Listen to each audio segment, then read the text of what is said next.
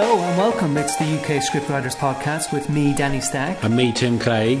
Thanks for listening. Thanks for downloading. If you're new to the podcast, we meet once a month to discuss the UK screenwriting scene, the global UK screenwriting scene, if I can say such a thing. Not really. Doesn't make sense. Doesn't matter. We're moving on very fast. Because today we have a special podcast, a special interview with another Tim John. Hello, Tim. Hi. Tim's written a book called Adventures in La La Land when he was a UK screenwriter and decided to move to Hollywood with his family and make a go of it over there. So we're very interested in how something like that happens and how that experience was, which is all detailed in the book, but we're going to pick Tim's brains about what that was like. So I don't know. Hopefully the mic levels will be good. So it looks all right. Pretty good. Looks all right. Let's just kick into it then, Tim. So is script writing and writing all you've done all your life, or was it something you came to later in life, or how did you first start? I came to not that late in life. I mean, in my 20s, but I'd done an English degree. I used to be an illustrator, and then I've gone into advertising, so I was a copywriter for quite a long time in London, which is great training for film, as you probably know, because you get to go on film sets and you edit things and you do storyboards and you have to write scripts for particular audiences. So I suppose it makes you quite commercially minded. Probably not quite so good if you want to do very arty stuff, but pretty commercially minded, and you get used to budgets and stuff. Whilst I was doing that, you meet quite a few directors who've got an eye on doing features and stuff like that. And I'd met one guy who was doing some stuff with George Harrison's handmade films. So immediately I thought, I've got obviously an idea which would be good there. I'd done a few TV things. I'd had a few sketches I'd sent into Splitting Image, and then I got commissioned to co-write the Max Headroom show, the TV series, not the film. So whilst was this around mid-80s? Mid-80s. So whilst I was doing that, it was enough of a name drop to get Handmade to listen to a pitch. And I went in with the commercials director I was working with on, I think, Rice Krispies at the time, so a very moving, passionate piece. And he just listened to a pitch, which was a bizarre thing, and they said, all right, we'll pay you to write that up as a script. So I thought, that's great. And whilst I was doing that, they were doing a musical set in space with the Eurythmics, doing the music for that, and they'd got problems with the script, so they said, would I do that one as well? Which was great, and that got me thinking, this is just a dream come true. And then I started seeing the darker side, or the real underbelly of the film industry, because that one we had 150 staff paid in pre-production when George Harrison found out that his manager, apparently, I'm sure this is going out loud, so it was only allegedly, I heard, so did lots of lawyers, that he'd kind of siphoned away lots of the poor people's money. So that didn't happen. Then the company folded. But I thought, I really enjoyed the process. Can I do this somewhere else? I sold a pitch to Paramount here, and then the woman who was head of that moved over somewhere else, so that didn't happen. And I thought, I might as well go to see if I can try my luck in Hollywood. Before we get to that then, just to get back over that, because a lot of people will be intrigued straight away in some of those steps that you've talked about. Were you still doing your day job, if you like, when you were doing the handmade film script? So that was something you were doing in the evenings and in the weekends, writing, and then in the weekdays you'd be doing the copy. I opted to go 3 days a week at the ad agency. In the end, that cost me because the agency got taken over by Martin Soros' company. And everybody who was part time was just let go. I just won the Advertising Effectiveness Award. For the bizarre Finder's Crispy Pancakes, and I reckon if you can sell enough of those, you're probably quite good at advertising. And I got let go the next day. So then there was a chance to pitch some stuff to Hollywood. And how did the Spitting Image sketches, getting those off the ground work? Was there just an open call back in the day there for send your sketches in, or were you already kind of getting into the biz at that point? No, I'd had 1 or 2 sketches on Weekending. I had a friend, radio. Guy Jenkin, who does Outnumbers now on TV. And he was like the main writer on Weekend. He said, "Oh, well, why don't you come to a meeting?" And I did that, and then got a couple of sketches on that. Right. And then I thought, well, I might as well just send some stuff into Spitting Image. I only had 2 or 3 things on it, but it was enough for me to get just a doorway in when the casting director said they've got problems on Max Headroom. Yeah. Do you want to come along? Did you see it all as one industry, one career? Because were the people that were saying, do you fancy having a go at this, or do you want to come in with me? I'm directing, you write it, or whatever. Yeah. Were these your people that you were meeting while working in the commercials in industry? So it was all sort of one set of network, if you like, of people that you were working with. Guy Jenkin I'd met through a mutual friend. Okay. So that wasn't through advertising. Okay. But everything else was through advertising. Yeah.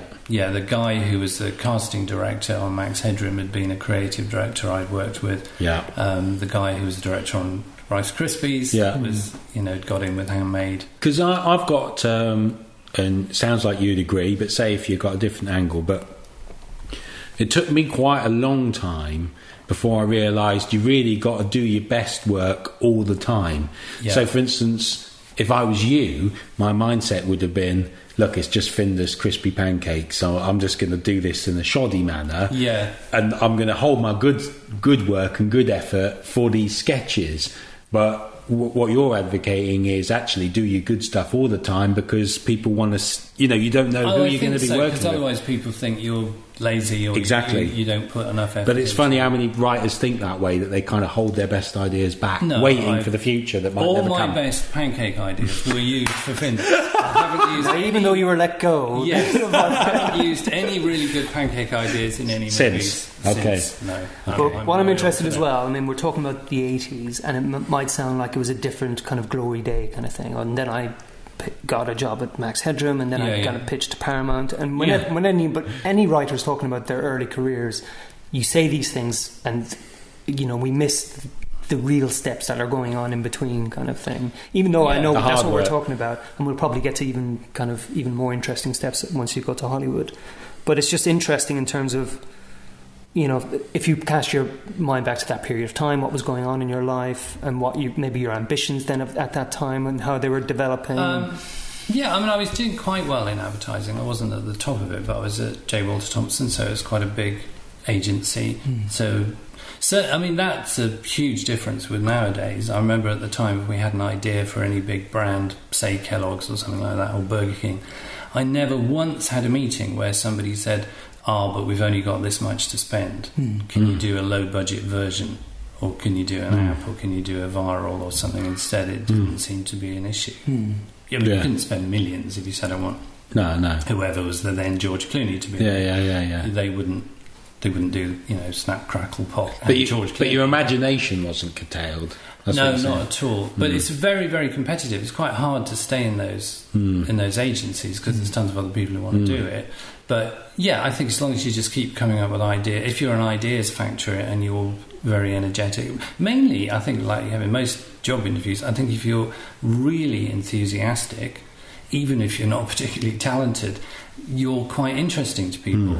Because they think, well, perhaps you'll learn, and if you're quite friendly, they'll think you'll come across. But I think what's really important, certainly virtually all the film work I've got has come from pitching. And lots of people will say, more pictures got bought then, which is true. But even stuff I'm doing now, I've got off pictures, even if it's a rewrite or something. And that's something I think advertising is good for training you for. Yeah. Because you'll have a good eye. You won't be that embarrassed about speaking in front of people. Yeah. You don't mind making a fool of yourself. And if you somehow get across, which I think is vital for the film thing, that you're very passionate about your ideas, but you're also open to criticism and other people's ideas and that kind of stuff. And also explaining things in a really succinct manner. I mean, that's virtually what advertising is, isn't it? Like boiling things right down to why should you care? Focus. It's about focus, and it's about benefit. You usually want a single-minded motivation for anything. So, I mean, I don't think all films have to be that single-minded, but it's very hard, isn't it, to sell a cross-genre film. So if you know that this type of thing will appeal to that type of audience, I think it's really useful. I mean, where it can go wrong is you can be too formulaic, and it's just like you don't stand out because it's like everything else. Yeah. That's the day. I mean, I would say probably most of Hollywood isn't about making films, it's about marketing them, really. Because if you can't do that bit, they don't really want to spend much money making them. Yeah. And I think a lot of it works for the same reason that McDonald's works, is that lots of people have an appetite for McDonald's. Now, whether you like them or not, people have an appetite for that type of thing. And if you don't satisfy their appetite, they're going to be disappointed. And a bit like stars, say, I don't know, most big stars tend to get typecast, don't they? McDonald's is like that. You go in and you get pretty much what you expected. I think the trick is if you get a little bit extra on top, which seems like good value or more entertaining, like a value meal or a toy or something like that, you're quite pleased. And I think that's what you have to do to sell movie ideas to America, is give them more or less what the genre wants, and then a little surprise plus a toy. But what lots of the Kinder Surprise method of writing. What lots of English people I've noticed do, and I've done it myself, is go over there occasionally being quite snooty about mainstream American formulaic stuff and saying, well, that's all like McDonald's. We're going to give you something really different and idiosyncratic, but we'll throw in a token bit of McDonald's just to condescend to you. They don't like that. Well, let's talk about moving over there then, Tim, because you said, oh well, I was doing a bit of writing here and then I thought I'll go and do it there. There must have been more going through your mind at that time. Because, as I said, it was the pitch to Paramount, wasn't it? Really? Yeah, when the ad agency got taken over, I effectively lost my job in England, and that was heading for the 1991 recession. Right. So it wasn't like there were tons of other jobs around. Yeah. And what I'd done about 9 months before, I'd gone for 2 weeks with a friend of mine I used to write with to Hollywood, because a friend from uni used to live nearby and we could stay in his spare room on the floor, I think it was. It was quite rough. And we just thought, well, let's just go pitching ideas as much as we could. I mean, it was frustrating because we had a pretty good English agency at that time, ICM. They weren't any help whatsoever. They couldn't get any doors opened at all, so we were just phoning anybody we could, and in the end we phoned the story editor, because you couldn't get through to executives. Phoned the story editor at TriStar and said, could we pitch you a story? And he said, you sure? I mean, nobody pitches this. We said, well, really? I mean, it's a great story. And we then said, we've got to fly back like tomorrow, we haven't got time for, if you don't want it, you don't have it. He said, no, I mean, it's all right, make a change in the day. So we pitched it to him and he really liked it. And then he said, oh, well, I can get you to meet then Mike Medavoy, who was head of TriStar, and a few other people. So we pitched it to them and they said, okay, we'll commission it. Not for a lot, but they commissioned it. And once I'd lost the job in advertising, TriStar had said, well, if you come over here, we'll give you another 2 deals. Again, not tons of money, but we will, if you live in America, we can guarantee you some extra income. So we thought we got nothing to lose. I was then 35, kids were 5 and 7, so school and exams wasn't a big thing here, and we just thought we'd give it a go. So it was less about chasing some long-held dream. It was more about bread and butter. I need a living. Really. It was both really. I mean, it was mainly the dream, because that was film is what I became increasingly passionate about. But it was here's a window I can't ignore. Yeah. And the English things were tending, Handmade and Paramount were tending to pack up, and there really weren't that many other people to go to. Tim, I'm thinking you've done some Darren Brown technique on these execs that you initially pitched, because you made one pitch and they said, yeah, but stay here, we'll give you 2 more deals. No, after we'd written it, they bought the pitch, but when we wrote the script, they said they liked the script. All right, okay. So you were proving your worth at every step of the way, really.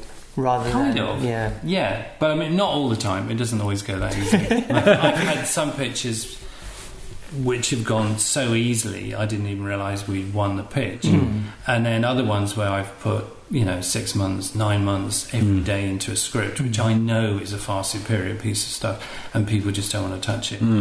I mean, usually it's because they say we're not looking for that type of thing. Yeah.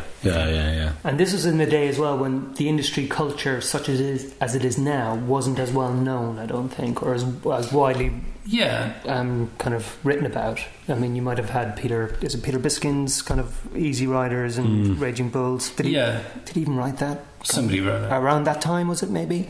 There might have been earlier.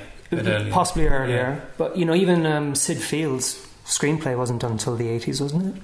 I think it was 80s. And then it was around that time. And so it was slowly building, but Hollywood stories were cliched or whatever.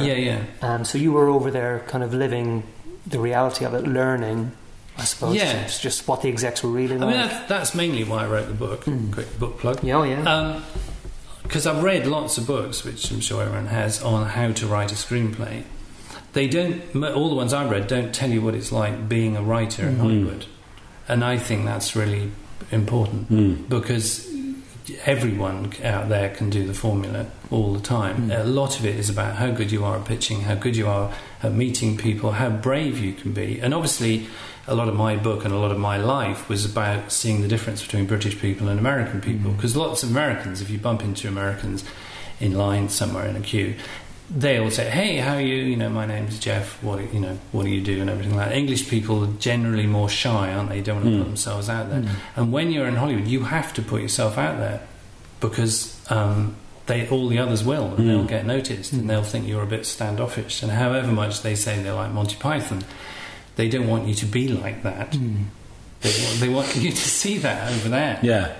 Yeah, they really do. There was one thing. There's in Laurel Canyon. This is just to show you how people there will do anything to get noticed. This woman had a sign at the end of her drive which said, "Honk if you've had me." Yeah, I mean everyone would honk. And then I'm telling you about it, and the paper knew about it. And, it's just people know how to get noticed. And that's really important because that's the hardest thing I found is getting the meeting. Much harder than writing the script. I'm not saying writing the script's easy. But if you can't get the meeting, writing the script is sort of irrelevant. Not entirely, because it helps you practice and hone your craft and all that kind of stuff. But you have to get the meetings. You have to find a way of people reading your work, getting to think. Because most of the time, I think, because so much stuff gets rewritten anyway. I mean, most of the stuff I've ended up doing actually is rewriting other people's work. And that's what I would say most writers out there do. But they only do that if they feel they can work with you. So a lot of the time you're pitching yourself. It doesn't matter if they've heard that story before, because there aren't that many different stories. But if they think, "Oh, you've got a pretty good handle on it and we'd enjoy working with you," you're more likely to get the work. And that's what a lot of my book's about, is examples of how I got that right and how I got it horribly wrong, and just ways in which you can embarrass yourself but still get noticed. And I had one story, Indian Princesses, which is based on a thing I'd done with several other dads and daughters, where you get together once every 2 weeks to do some stuff with the kids, and you dress up with homemade Red Indian outfits. And I thought this could be like another Parenthood, which is one of my favourite films, do something like that, or like City Slickers with kids. So I thought, okay, we'll go along. So I thought, go for the meeting at Universal. My agent had got me a meeting with the producer there. I'll wear the stuff that I do when I do the kids, the homemade headdress, the wall paint, the homemade vest and the beads and all this kind of stuff. 5 minutes from the gate at Universal, I get the call from the producers saying, "Can't meet in the office, still want to see you, 15 minutes away, can you meet in this Hollywood restaurant?" So I have to go in with all this stuff, looking a complete prat. And but I mean, I got the job, I think probably because she felt sorry for me. But, it's a good tactic. But I mean, it stood out. And I think if I sort of shied away from it and I was all full of, sort of English apologies and things like that, probably it wouldn't. Well, your experience in advertising clearly gave you the edge there in terms of settling into the Hollywood pitch. Or I've made a fool of myself so many times before. You're immune. I'm immune to it. So was it a kind of... Did you get into the groove over there then of... Like you had those 3 TriStar scripts to do, and then obviously these other Universal pitches and so on. Were you really getting into a stride over there, would you say? I it was think just so. like, a proper like full time, I know what I'm doing, I know people now, you were feeling really good? It builds up like, you have to have a good agent. We had a great agent at ICM for about 3.5 years, and then she retired. And ever since then, we just got, I think, lesser and lesser agents, and it just didn't, it ended up not working out at all well. We had about 3.5 glory years, and then it was a real struggle with nice little blips occasionally. But you have to have the agent. I mean, you can phone a lot of people, you can try and get to parties and network and stuff like that, and sometimes that worked, but most of the time it's because an agent from a big agency said you've got to read these guys. You need a sampled script. I mean, the script that TriStar had bought really helped, because it made lots of people laugh. And it was meant to, it was a comedy, so, it all tied in. Yeah. And they said, okay, we'll meet these guys, and we got quite a lot of rewrites off it and just meetings and stuff. You don't, obviously, you don't get the payoff always immediately. It might be somebody said, hey, do you remember we saw you 18 months ago? Yeah. But you also get the other thing which I've written about, I think it's important in the book, and hopefully entertaining. You don't have to speak with an American accent, but you do have to be aware of the way they do things. We went for it was a meeting that somebody wanted to do. I can't remember what that's right. It was a spoof of Beverly Hills 90210. So my partner and I had gone along ridiculously overdressed, like with ripped jeans that I'm surprised security didn't have, so Vaseline back hair, and I had theatrical sideburns that came right like a tremolo down to my mouth. It was only halfway through the meeting we realised they didn't realise that we'd dressed up, and then we just got the giggles and we couldn't cope with it. And then another time at Disney where they can be very serious, it's often referred to as match fits because it's so right wing. They said, "Oh, hi, coming in. We wanted some funny writers." And I said, "Oh, well, you need these two guys, Dick and Ian, that I play tennis with. They're really funny." Just being self-effacing. Don't be self-effacing in Hollywood. They don't understand it. So they gave Dick, Clement and Ian. They gave me a puzzled look, these Americans. And at the end of the meeting, as we were leaving, and I didn't get the job, one of the development executives took me aside and whispered to me, "If you continue having self-esteem problems, see my shrink. She's really good." And I thought, oh, absolutely. If I'm brave enough, That's really interesting, isn't it? I know. That was a popular joke in Hollywood, that they've set up a hotline, a separate phone line for people in denial, and nobody's called. But so they all, it's fine. Everybody goes to see their shrink privately, far more than they do in England. But in public, you have to be kind of not annoyingly so, because I think if you're pitching and you're too cocky, the way some Americans can be, it's really annoying. But you need to be confident about your own ideas. Just don't get cocky, but don't do the self-effacing thing. I've tried it a few times. It's they just don't get it at all. The whole irony thing, I think, is illegal now in several states. So 3.5 years, the glory years. And was this a co-writing thing? All the way through as well? Most of the time. I did a couple of separate things as well, but most of the time. And then we were just doing comedies or black comedies, because they don't. If they've, the agency's got to set you up as you're the comedy guys. If you do the thriller, it's what the hell are you doing? It's a different brand. And somehow you've ruined their lives.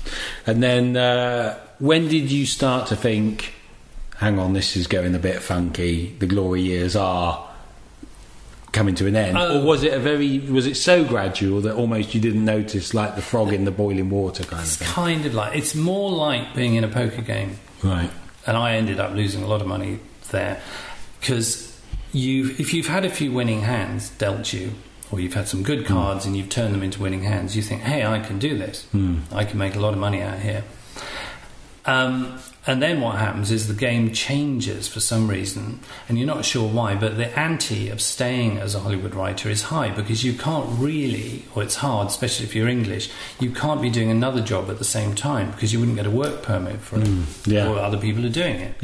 And also, if, say, Disney or somebody said, could you come in and talk to us, say, about this book, which we think might make a good movie. You can't say, any chance we can meet at the weekend or Friday night after work, so that then they'll think, oh, you're not a professional writer, we asked the wrong person.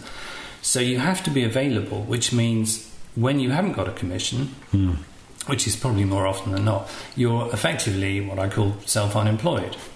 So you can't, you've got bills to pay. And whilst America always seems cheap if you go on holiday, jeans are cheap, petrol's cheap, all that kind of stuff, when you live there, it's a lot. Like the equivalent of our council tax I worked out, it was like 13 times more expensive than it is in England. Right. And you have to get earthquake insurance and all kinds of public liability stuff because everybody will sue you.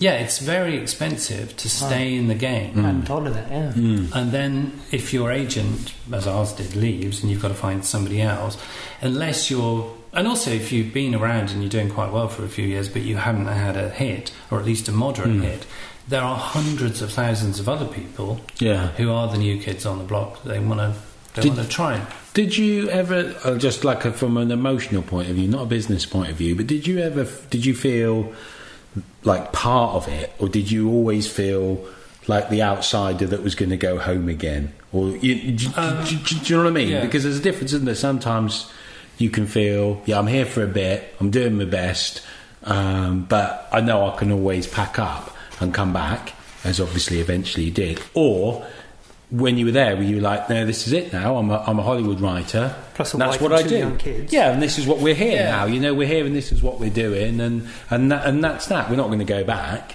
Well, we said we'd go for a year, but the first year was really good, so that and quick probably into year 2 and year 3, and then my wife got a job there, right, and the kids were established in school, so I think we thought this is going to last.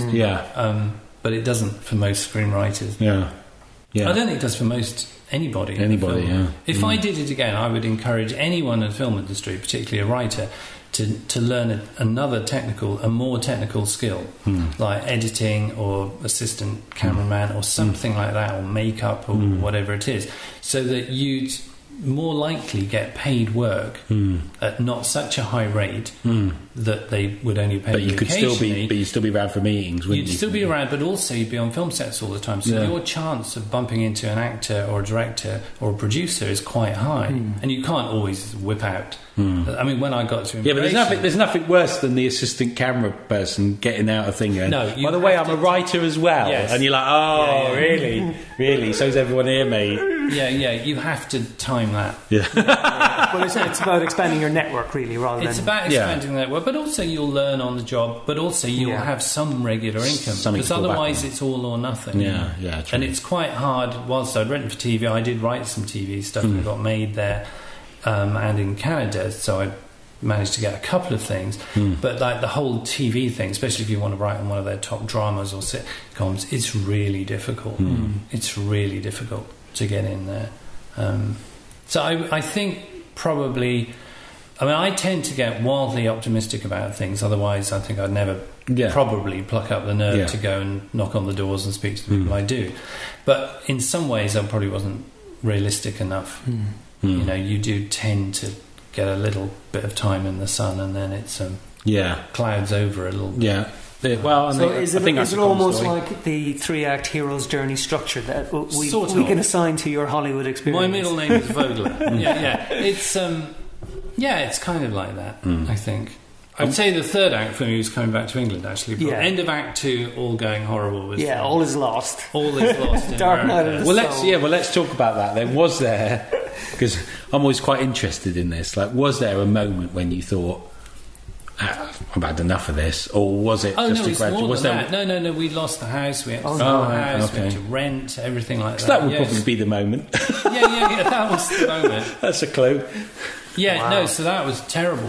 We'd basically lost everything we'd built up from our house in London. And whilst we were over there, because I think mortgage rates were still 9% in England, so we thought, we might as well sell the house, and we'd have problems renting our house in London. The people hadn't paid the rent for several months, so we had to get rid of them, and then somebody else came in and they didn't pay. We thought, we might as well just sell it, because we couldn't see, this is how naive I am, kind of mid-90s, how property in London was possibly going to go up at all. Yeah. So we thought... You thought it was at peak? Well, my writing partner then, his place in North London was in negative equity. So we both sold up, bought in America, where we lost the lot after a few years, only to find out the place in London was worth now like $1.5 million. Yeah. And we didn't own any of it anymore. So that was mildly annoying, end of Act 2. Well, Tim, I'm noticing some bullet holes on the sign of your book Yes. there. So I'm wondering, did you actually go a little bit postal in America when things didn't go too developed? But didn't go postal, but I have an interesting story, because I was going to write a story called Going Postal. Right. And I went to interview the postmaster in Pasadena and asked, what's different, told him a little bit about Postman Pat and some of the greats in England. And he said the problem with the post office workers in Los Angeles is how close they are to Las Vegas. Because in England, if you're at the counter and you sell your stamps or whatever you sell nowadays, at the end of every day, they make you tally up, this is how much you sold, so this is how much is in the till. Yeah. In America, and they may have changed it now, when we were there, they only do that at the end of the week. Oh. So for Monday, Tuesday, Wednesday, Thursday, you, as the post office worker, don't have to account for how much cash there is or isn't. And he said the number of post people in Los Angeles who just drive like the clappers to Vegas, put it all down on red or black, hoping they'll make it big, is huge. He'd fired like 16 in the last few years. And sadly, Vegas being Vegas, they hardly ever win. Yeah. Wow, so that's a story. But the whole American experience, I think, is a great experience. But it's like being in a movie. You go lots of places and you get this sense of deja vu because you haven't been there before, but you have been there in the movies. Loads of things, and that's exciting. And it's just bizarre. I mean, their culture is very, very different. The language is significantly different to English, and some of their laws and customs and things like that are, hilarious. I mean, we had neighbours who, I suppose you could have that here, but seemed more American. One guy who kept having CCTV cameras sweep all over our house as well as his, and I said, well, hang on, I've got 2 daughters and a hot tub, I don't really feel comfortable about this. He said, well, we have just in case they land again. I said, sorry? He said, well, I got broken into last month. Well, we didn't hear anything, and there wasn't anything in the paper, we didn't see any police cars, and he's now treating me like an idiot. Why would there be police cars? Well, if you got broken into, well, they do it silently. I said, what? He said, yes, aliens came into my house, photographed everything, and then left. And he was convinced of it. I mean, really convinced of it. And he used to work at NASA. I think he was, felt he had an inside thing. Yeah, it's bizarre. I wrote quite a bit about some of their laws. They have very strange laws that quite outdated. I'm sure when you looked into it and realised that you weren't supposed to be raking into your neighbour's house and photographing everything, you realised that was a little... Left quietly said sorry. There's one of the laws in LA. It's illegal for dogs to mate within 300 yards of a church. Right. Who measures that, do you think? I don't know. They must have a special patrol or something. And is that as the crow flies, or does it take into account roads? I don't know. So well, nobody walks in LA. So if anybody's walking along with a dog near a church, you're done for. Yeah, I suppose so. Yeah. I suppose so. It's bizarre. It does seem quite unreal. And the trouble is, you can be tempted thinking, I'll have the American dream, like most of them do, and then at some point suddenly makes you wake up from it. But it's... So did you feel, obviously, when you moved back then, therefore, and you kind of lost your house, and did you feel you were coming back tail between your legs, or were you actually kind of relieved, like, I'm in a way, I'm glad I did it, but I'm glad it's over as well? Both, really, because I got some American work after I'd come back, bizarrely. Yeah. And you still knew people there, I suppose. I knew some people, and I partly came back because I'd sold some pictures in England. Right. So I thought I got more. But also my mother was given like 9 months to live. She was really ill. That was a big deciding factor on when do we do it. Yeah, for definite. Yeah. There's a certain feeling of tail between your legs a bit. There's an interesting thing, actually. My old writing partner found it more than me, which is a difference between English and American people. when we were doing really well in America, all the Americans were, you met, well, hey, that's great, and we must do this, and we must do lunch and whatever, meet up, and they're fantastic. And most of his English friends, I'm not allowed to swear on this, but if you say, well, I've just sold a script to Disney, we're like, you insert blank word. How'd you do that? What, all that money just for an idea? How'd you, oh, God, that's so easy, lucky blank. And then the other way round, when you're not doing well in America, many Americans sort of cross over or are free to meet and that kind of thing, and lots of English people are going, well, God, at least you had a go, that's great, spirit of the blitz type of thing, and which is much I feel more comfortable with. And you do obviously find, even with quite a lot of famous people I met, this whole emperor's clothes thing, or they're so aware of what people think of them. I mean, I'd done a rewrite on a Schwarzenegger thing, and when I met him, he's there with his manager, his lawyer, his agent, some kind of PR person, that you can't have a proper conversation with him. I mean, we said, do you think it would be funny if, for instance, your character hadn't had sex for 4 years? And there's just an awkward silence, and they all look at him. He sort of smiled, and then they sort of smiled, and it's just all those things where people do send-ups of Hollywood seem to be pretty true. I was going to ask you about that, actually, in terms of from the extreme kind of swimming with sharks kind of scenario to maybe Entourage, which is more realistic, I would say. But only guessing as well. Swimming with sharks. I mean, I worked for the guy that George Wang, who wrote and directed it, worked for. This executive probably can't mention because I might want to sell him something one day, who was just unbelievable. Yeah, just bizarre. And there's a level of entitlement some of these people feel. But the nice thing, I think, if you can be with other English people or maybe Australian people or whatever, and the Americans can never tell the difference, you can laugh at it as well as enjoy it. Because sometimes you can feel very, very foreign there. You're just not... I mean, one thing I would say... But then, a lot of the East Coast guys say that as well, though, don't they? They say when they go, they feel like they're in a foreign land. So it's almost like foreign to everybody, I think. I think California is just another planet, really.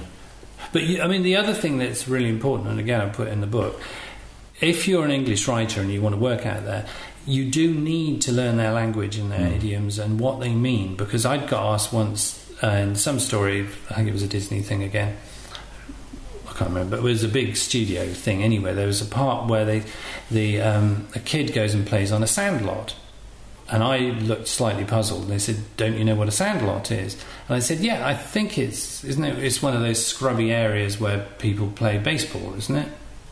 And they said, yeah, but you're missing the emotional significance, because a sandlot is usually where an American kid would first play baseball with his dad. So it's got a whole kind of thing in dad bonding. Whereas if you think it's just some kids playing baseball, it misses out. And I didn't get that job because they said, we like your stuff, it's funny stuff and witty and everything like that, but you're missing. I think you're going to miss some of the emotional overtones or subtext, really, actually, that an American writer would know. So that's. But they probably were right as well with that. Yeah, they were. They were. I mean, you can't. Sometimes you can't learn that. In adult life, you've either grown up with it or you haven't. Some of that deeper stuff. And I think that's certainly a thing I would say I've learned there.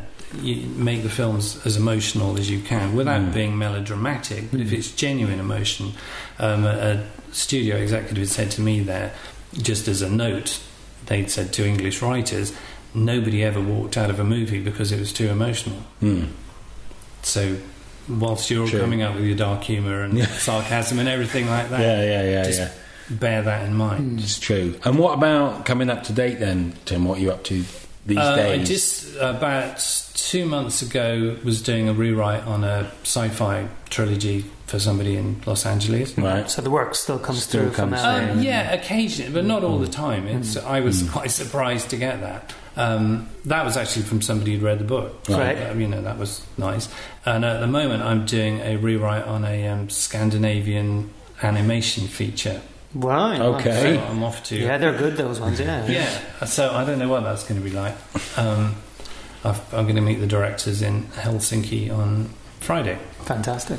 So, but when you get too busy and you want to do your self-effacing lark again, you just say, my mates Danny and Tim, who I play tennis with. And yeah.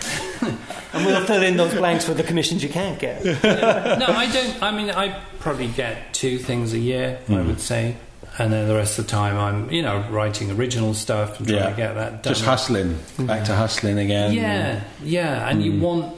I would like to get a good American agent again. I've got a manager over there, but I would like to get a good American agent again. But I think really, unless you're brilliant, you need to be there to get most of the work, because most of the work will be rewrite work, and they want you to be able to pop in, do it quick, and all that. Well, there's a guy we know who writes for Hollywood, but he lives here, and he says he goes. Well, the last time I spoke to him, anyway, which is a few years ago, he said he goes out twice a year, spring and autumn, I think, because that's the time when he can actually pitch for things or have meetings. And if an exec says, we've got a book, maybe give us your take on it. So he'll spend a couple of weeks there prepping and then going in again to pitch for it. And he seems to be doing quite well for himself, really. So it's feasible to do, but you need your in. It's feasible, but it's... I mean, if you've had any significant recent success, it's fine.